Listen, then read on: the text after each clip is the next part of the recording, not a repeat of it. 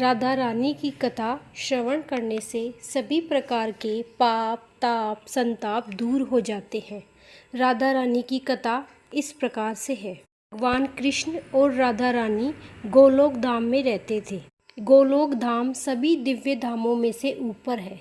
एक दिन भगवान श्री कृष्ण बिरजा सखी के यहाँ पर चले गए। बिरजा सखी के यहाँ गए। राधा रानी को पता चला। राधा रानी का मन में संचार हो गया। भगवान श्री कृष्ण आकर के राधा रानी के चरण कमल पकड़ के राधा रानी को मनाते हैं। राधा रानी के चरण कमल को सहलाते हैं। राधा रानी मान जाती है। यह केवल प्रभु की एक लीला हो रही थी। उसी समय श्री रामा नामा का एक गोप जो भगवान का सखा था, गोलोक धाम में रहता था। उसने कुछ ऐसे वचन कहे, राधा रानी को क्रोध आ गया। राधा रानी ने उसको श्राप दे दिया कि तुम्हें राक्षस जैसी बात कर रहे हो, तुम राक्षस हो जाओगे। उसने कहा, हे देवी, तुम्हें वियोग का दुख मालूम नहीं। तुमने मुझे प्रभु से वियोग करा दिया, इसलिए मैं भी तुम्हें श्राप देता हूँ कि तुम्हारा भी 100 वर्ष तक वियोग हो जाए। श्री रामा आकर के पृथ्वी पर राक्षस योनि शंखचूड़ के नाम से प्रसिद्ध हुए, जिनका भगवान श्री कृष्ण ने ही उद्धार किया था। राधा रानी रोने लगी कि प्रभु श्री राम यहाँ से न जाए, मेरा आपसे वियोग ना हो। भगवान ने कहा, देवी, मैं और आप एक ही हैं, हम दोनों का वियोग कभी नहीं हो सकता। चिंता न करो, हम केवल पृथ्वी पर लीला करनी है, उसी के लिए सब ने लीला की है। राधा रानी ने वृषवान जी के यहाँ पर आकर के जन्म लिया।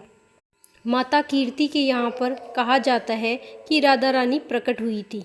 राधा रानी गर्भ से जन्म नहीं लिया था। इधर जो भगवान श्री कृष्ण नंद बाबा यशोदा मैया के यहाँ पर पालन पोषण हुआ, वासुदेव देवकी का जन्म लिया था। भगवान श्री कृष्ण का अवतार भाद्रपद पक्ष अष्टमी बुधवार के दिन हुआ था और राधा रानी का भाद्रपद शुक्ल पक्ष अष्टमी सोमवार के दिन हुआ था।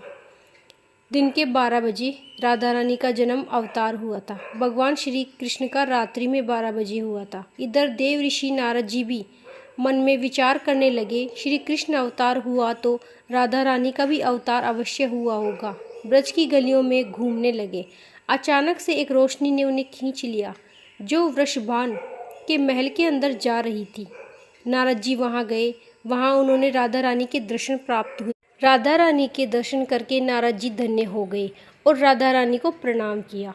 राधा रानी उन्हें दर्शन प्राप्त हुए, इसलिए बहुत खुश हुए। इस तरह से राधा रानी का भाद्रपद पर शुक्ल पक्ष अष्टमी के दिन सोमवार का दिन 12 बजे अवतार हुआ। इसलिए भक्त जन आज भी राधा अष्टमी के दिन 12 बजे पर ही राधा रानी का पंचामृत से अभिषेक करते हैं।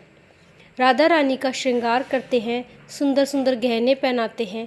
सुंदर प्रकार से राधा रानी को सजाया भी जाता है। लाडली किशोरी जी के सहस्त्र नाम का पाठ किया जाता है। वैसे कहा गया है कि 1000 कमल अगर राधा रानी को चढ़ाए जाए तो सहस्त्र नाम का उच्चारण करके चढ़ाए जाएं। श्री राधा कृष्ण वल्लभाय नमः कह के भी चढ़ा सकते हैं या कृपा कटाक्ष गा के भी चढ़ा सकते हैं। राधा रानी प्रसन्न हो जाती है, किशोरी जी प्रसन्न हो जाती है, मेरे श्याम सुंदर प्रसन्न हो जाते हैं। इसलिए इस दिन राधा राधा नाम अवश्य जप। व्रत की सामर्थ्य नहीं है तो भगवान प्रेम से प्रसन्न होते हैं। इस दिन राधा रानी के सामने पूरा दिन राधा राधा राधा ही बोलना चाहिए।